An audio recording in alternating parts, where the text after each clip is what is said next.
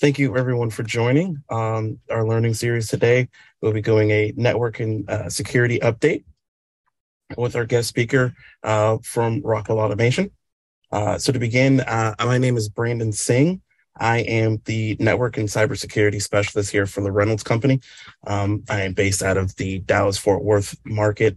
Thank you all again for joining. As a reminder, this meeting will be recorded. So you can go back and watch it again later as we will have it up on our website. Before we begin, just wanted to share some of the other tech talks and learning series that we have upcoming. As you know, our tech talks are our shorter learning events. I usually keep those to anywhere between 20 to 30 minutes. Our next upcoming one is at the end of the month, where we will be discussing cybersecurity and endpoint protection with CrowdStrike. And then in April, we'll be doing an automation update with some best practices to the ICS networks. And then we do have our learning events, which is similar to the one we are on today, where we do more of a deeper dive, usually 45 minutes to an hour. Today is the network and security update. We will have one scheduled for April 12th. We will be finalizing that topic here shortly, and then we will be sending that out and also having that up on our website and what that topic will be. So we will update you guys accordingly, and it'll definitely be have that up as well when we do our next tech talk, so we can let you guys know what that event will be. Some of the other upcoming seminars we do have our upcoming seminars and for Factory Talk Design Hub and Factory Talk Optics that are coming. These will be held locally at our facilities, whether it be North Texas or down in the Gulf Coast area, depending on the event you would like to go to based on the topic for the new design software that Rockwell has introduced this year.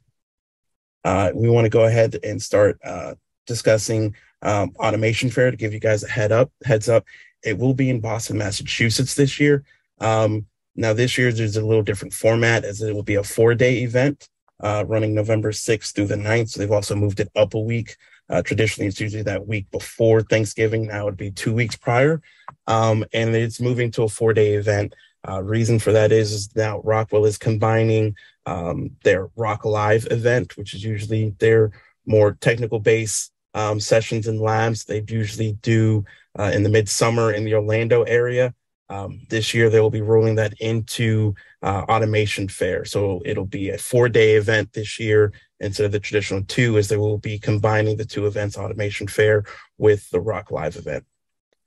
Now to introduce our presenter, we have Nick Tamamazar. He is the Industrial Networking Product Manager for Rockwell Automation, and he will be doing our network and security update for us. So with that, I will hand this off to Nick. Thank you. So we are making a couple of announcements in the Stratix family. As you can see here, here's our whole Stratix portfolio, starting with our basic unmanaged switches, the Stratix 2000, and we go all the way to our 5410 distribution switches, which are rack mount switches. The changes that are happening are kind of in the middle. So as you may know, we had the Stratix 5700 for a long time, and also the Armor Stratix, which is the IP67 version of that. Both are going away, and we are adding the new 5200 and 5800 families to replace those. But there will be no IP67 options this time. So unfortunately, that is going away for good. So these 2 product families, the 5200 and 5800, are the main focus of today's presentation. And I will also be happy to answer any questions you might have about those 2 new products. Okay, so some of the key highlights of this new platform we're moving to. First of all, we're trying to optimize and simplify our switch selections. So we're significantly cutting down on the number of SKUs we're offering. With the 5700, we were offering somewhere around 25 to 27 SKUs, depending on the if you count the conformally coded options or not. We are bringing that down to only 9 SKUs, which cover most of those applications. So it makes it much easier to select, the right switch for your application. We are also expanding our port speed options. So both the new product families, the 5200 and 5800, have options for all gig ports. And we're also offering PRP and DLR in both families. So for we are redundant and resilient network architectures, we have you covered over there as well. Okay, so both new families come with the new iOS XE operating system from Cisco, and they support both Rockwell's configuration tools and Cisco's ISE and DNA Center. We are adding more encryption options and also cybersecurity standards to these portfolios, and also there are better backup and restore options for disaster recovery. They also come with the new web UI as part of the Cisco iOS XE, which makes it easier to configure the switch just by logging into the web user interface. And we will discuss that in more detail. So here are some of the benefits of moving to the managed switches, lightly managed, fully managed, and high performance switches. So the more you go up the value chain with all these added features, the more benefits you get. So for example, with a lightly managed switch, you get, loop prevention, you can prioritize your ports, you have some visibility in your OT tools, and you can also do some basic port security and network segmentation. But when you get into the fully managed switches, you can have redundant networks with a very fast convergence time. You can do network prioritization. You have all the iOS tools at your disposal, and you also get into much stronger cybersecurity coverage. And with the more high performance switches, the likes of the 5800, you get even better visibility in your IT tools, and then you have modular expandability and more high speed resiliency in your network. So we first start with the Stratix 5800, which we consider a high performance managed switch. So the 5800 is a fully modular platform. It supports both layer 2 and layer 3 switching options, so switching and routing, depending on the part number and configuration. And it's an all gigabit platform, so no 100 megabit option here, it's all gigabit. We have options to expand the ports to up to 26 ports with a combination of copper, PoE, and fiber over SFPs.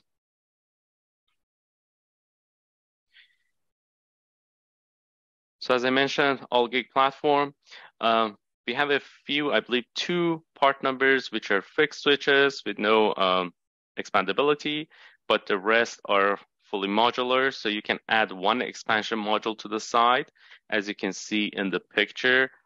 So the left part is the base switch itself, and the 8 ports on the right, which are stacks on top of each other. That's an expansion module that has been added to the side.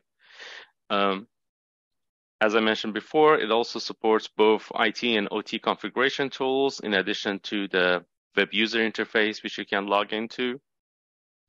And on the Rockwell side, on your OT side, it supports all Studio 5000 AOPs and logic tags, faceplates, etc., in addition to the Cisco DNA Center support.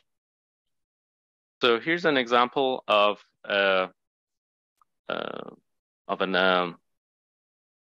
10-port switch. As you can see, this is a 10-port all gigabit switch. So 8 copper ports with PoE, which could be optional, Then you have two SFP slots, which can support both copper or fiber SFPs. And then you have expansion options for 8 or 16 ports. And you have an option of base or advanced firmwares, and the expansion modules also have both options.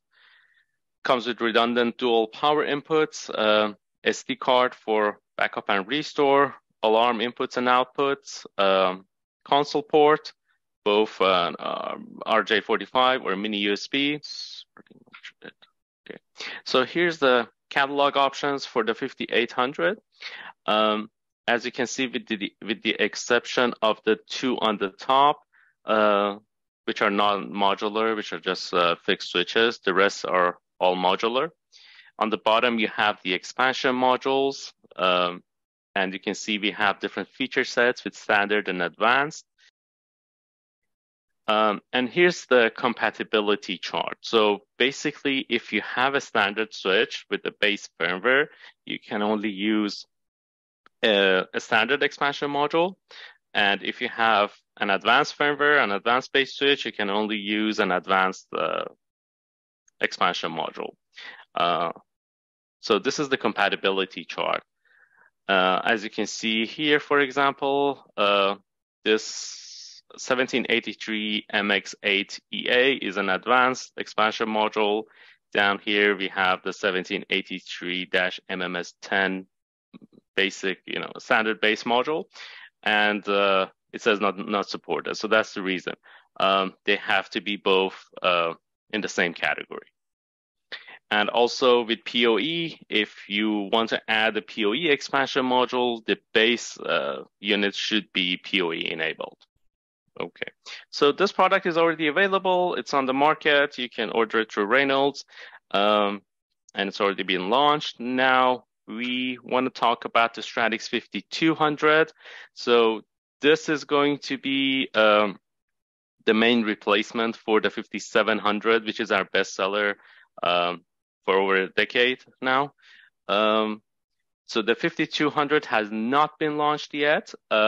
We are planning to launch this summer by June or so, when it will go AFC, as we call it, available for customers. But we are making an exception with this product since there's a huge demand for it. We are opening pre-orders. So we will have pre-orders open by next week or so, and you can order this product and be on the wait list. So once it goes AFC and it's available for delivery, you will be one of the first to get it. So this is a fixed switch platform. So there are no expandability or modularity in this product family. We have 6, 10, and 20 port variants of this. All layer 2, so just switching, no routing offered in this product family. Again, we have base and full firmware for each of those port options, and then we have options for DLR and NAT. It also comes with iOS XE, so by the time this product is launched, the firmware will be shared with the 5800. So our whole iOS XE operating system will be a single firmware that's shared between all of these products. So when you download it, you can basically update all of these switches with the same firmware. Comes with the new web user interface, support for PRP. We have 2 gig uplinks, and we also have most of these switches are all gigabit ports. So with the exception of 2 part numbers out of 9, all of them are all gigabit. You can also get an optional SD card for this switch as well, just like the 5800, to back up and restore your configuration. That especially makes it very easy if you have a drop-in replacement. One of them, you want to maybe replace the switch or do something like that. You can easily back up your settings and restore it. As of now, you can't back up an old 5700 on an SD card and just reload the configuration into a new 5200 because of the change in the operating system. So that is classic iOS. This is iOS XE, but we are working on, having maybe a solution that could help do that. So a migration solution. But as of now, you basically have to reconfigure the switch if you're upgrading to the new product. This also comes with dual power inputs, redundant power inputs, and we are planning all the faceplates and AOPs and everything else you were getting on the 5700 by the time it's launched. So here's a look at our product lifecycle. Some of the key takeaways are that we have already moved the Stratix 5700 to active mature status, which means that the product is fully supported, but a newer product or family exists. So we recommend, planning to migrate to the new platform. And the 5200 will launch in spring, summer of this year, which will be replacing that old 5700. Okay, so here's the catalog structure for the new 5200 switch family. As you can see, we have three part numbers. I'm sorry, I said two earlier. Three part numbers that have fast Ethernet. So we have 1 6-port on the top, line item number 1, and we have line item number 7, which is number 3, which is a 10-port with a fast Ethernet, and then line item number 7, which is a 20-port with 18 fast Ethernet ports. The rest are all gig. So both on the uplink and downlink side, they are all gigabit. As you can see, we have 2 6-port options, 4 10-port options, and 3 20-port options. So very streamlined catalog structure. And the catalog number is kind of easy to decipher. So 1783 in the beginning is for all Stratix products. They all start with 1783. Then we have CMS, which is the MS stands for managed switch, and C is the first generation, ABC. And the number, the 6 or 10 or 20 is the total number of ports. B stands for base firmware. P is like the pro or full firmware. D stands for DLR. So those who have D in the part number have DLR. And the N stands for NAT. So pretty easy to understand. As you can see, the 4 first line items don't have DLR ring. They only come with rep ring support. But the 5 on the bottom also support DLR ring. And there are 2 part numbers, line items 6 and 9, which come with PRP and NAT as well. So there's been a shift away from flex links due to its high convergence time. So we're moving away from flex links in this new product family. And if you're going to move to the 5200 or the 5800, we recommend using the rep ring feature for those kind of applications. Another new addition is the IEC 62443-4-2 certification, which is a cybersecurity certification, third-party certified by IEC. And we have added that certification to both the 5200 and 5800 families in firmware 1711, which will be coming soon. So another update is that support for device manager is going away. The legacy switches could all be configured with the device manager tool, but since the new 5200 and 5800 have their just graphical user interface that you can log into and use to do basic configurations, we are stopping support for device manager on these products. And another key update is Cisco TrustSec platform for cybersecurity again, and that is also offered on select 5800 switches. So electrical specifications and environmental specifications, very similar to the outgoing 5700.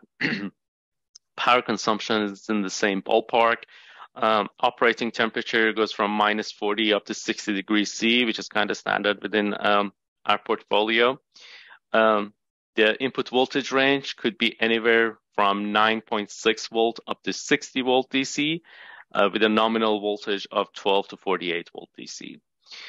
Usually, if you're using,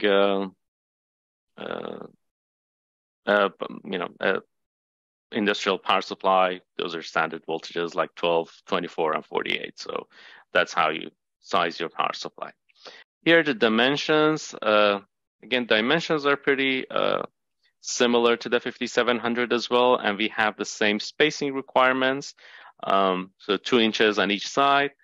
One of the differences between the thermal design in this product and the 5700 is that the 5700 used mostly a heatsink design. So there were no openings for cooling or convection, while this product has an open top and bottom for convection cooling. So here's a comparison between the dimensions of the 5700 and the 5200. So this is basically how we recommend migrating to the new product. So as you can see, for example, on the left column, we have these 5 different part numbers from the 5700 that we recommend switching to a single 5200 part number, which is the CMS6B. Again, when you look at the green one, so we have the CMS6P, which we recommend as the best option for another 5 part numbers, and we go on from there. So this is how we suggest you move into the new product family from the 5700. So based on what you were using before, this is what we recommend moving to. One thing to remember is that there are no conformally coded options available. So on the right side of the screen, if you look at the 18-port 1783-BMS12T4E2CGNK, that was a conformally coded option in the 5700 family that is going away, and we don't have a conformally coded option as of now. So here's a look at the web UI, as we call it, on iOS XE on both platforms. So it has an updated menu structure and workflow, pretty user intuitive and easy to use. It's a very quick navigation, so it wouldn't hold you up for 10 seconds or so to click on something. It's pretty snappy performance. You can have a customized dashboard, as you can see on the top right corner of the screen. So you can, configure it to show the elements that you use the most. So like temperature, power consumption, CPU utilization, whatever you want to put there. So there are a bunch of options you can add there. You have a file manager, which you can see on the bottom left corner. So you can, for example, delete the previous update file that you had on the switch, so it wouldn't take up space or something. So you can have access to all the files in memory. And on the bottom right, you can see some of the basic configuration options that you have right out of the switch without any extra configuration tools. So some of the things you can accomplish with the web UI are basic debugging, for example. You can do ping and trace route, as you can see on the bottom right corner. And on the bottom left corner, you can see how to access the CLI or command line interface through the web UI. So you can basically log into the switch, access the web UI, and from the web UI, you can also execute command line commands. Okay, any questions about the 5200 so far? Yeah, can you discuss the differences between the base and the full firmware? From what I gather, it looks like the base firmware just has pass-through for the SIP sync. Is not 62443 certified, and the access control list is a lower version of just 802.1x. Yeah. Are there any other differences that you can cover? Sure. Can go back there. So some more differences. So the base ones, which are only 3 part numbers, I believe, so not that many of them. They are the fast Ethernet ones, so no gigabit downlink. There's no DLR on those, so DLR is offered only on the full firmware. SIP-Sync, again, the base ones only have pass-through, while the full switch fully supports it. NAT, again, only available on select full firmwares, PRP the same, and the IEC 62443 certification is only also on the full firmware. Okay. Probably what David was getting at. The light firmware actually does have things like quality of service, whereas the light firmware and the 5700 did not. Yes. So that's one big change between the firmware packages. Okay, so next update is our next generation ETAP. I'm not the product manager for this product.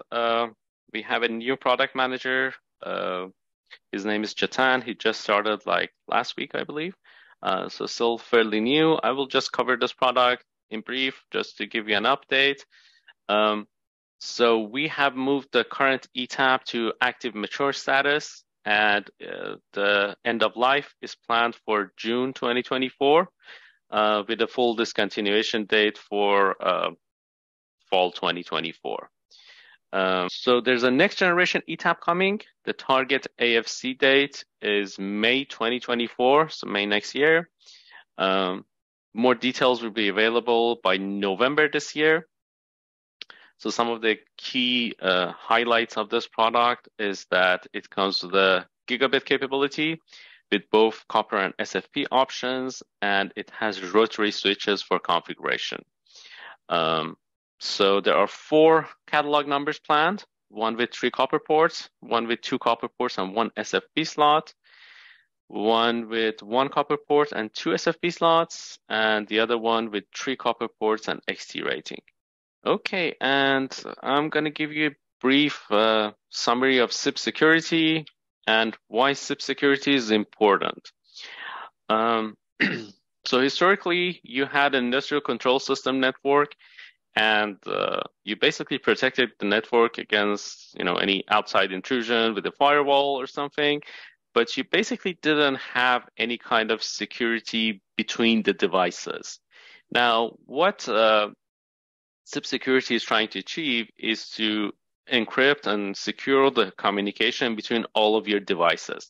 So basically, let's say somebody moves into a plant with a laptop and wants to plug it into one of the devices and mess up your communication or collect information or something. It's not going to allow that. So basically, everything between all the devices are encrypted. And in order to comply with the IEC 62443, which I mentioned before, all communications need to be secured. So you're not allowed to have any sort of unsecured communication between your devices in a network. So SIP security specifications comes from a third-party standard organization named ODVA, ODV8, and there are at their version 8, I believe. Not sure about that. But basically what they use is they use TLS and DTLS security encryption between the transport layer of the Ethernet IP traffic between devices. So that makes the messages and the communication between devices encrypted in your Ethernet IP traffic. So this is what SIP security is trying to achieve. So first of all, it lets devices identify each other securely, makes sure of the integrity of the communication, so that the data between devices is not tampered with, and it also makes sure of the confidentiality of the data, so nobody could read the data or access it. So if you have a man in the middle attack, as we call it, whether it's on-site or somehow remote, they would not be able to tamper with the information or read the information. So basically, cybersecurity provides a secure transport layer for Ethernet IP and protects it from any kind of malicious communication. So if there's a message or data packet sent from untrusted sources or untrusted devices, it rejects them. So it makes sure that everything is authentic. If the data is tampered with or altered in some way, it checks the integrity of each packet and makes sure that it's your data integrity is protected. And it also prevents the viewing of your Ethernet IP data by any unauthorized parties. So it makes sure your communication between all your devices is fully confidential. So as part of defense in depth strategy, you need to have multiple layers of security.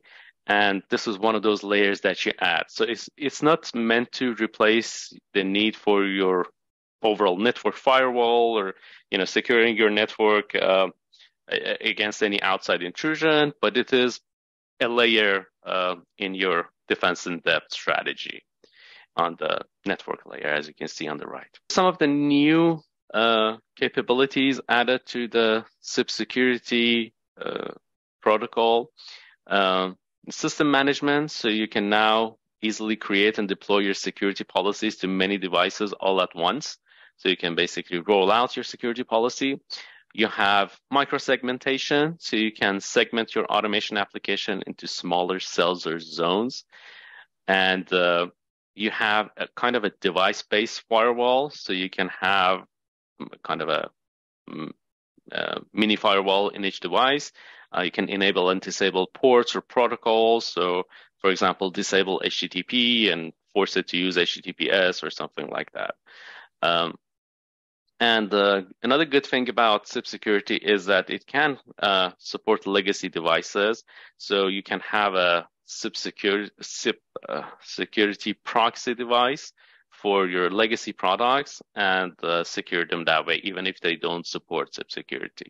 One thing with the cybersecurity proxy, if we're going to be putting the proxy in front of legacy devices, we have to just as a footnote, the cybersecurity proxy only handles one-way communication. So it's designed to go in front of your legacy drives or nodes of that nature that wouldn't be sending any packet information. They'd only be on the receiving end.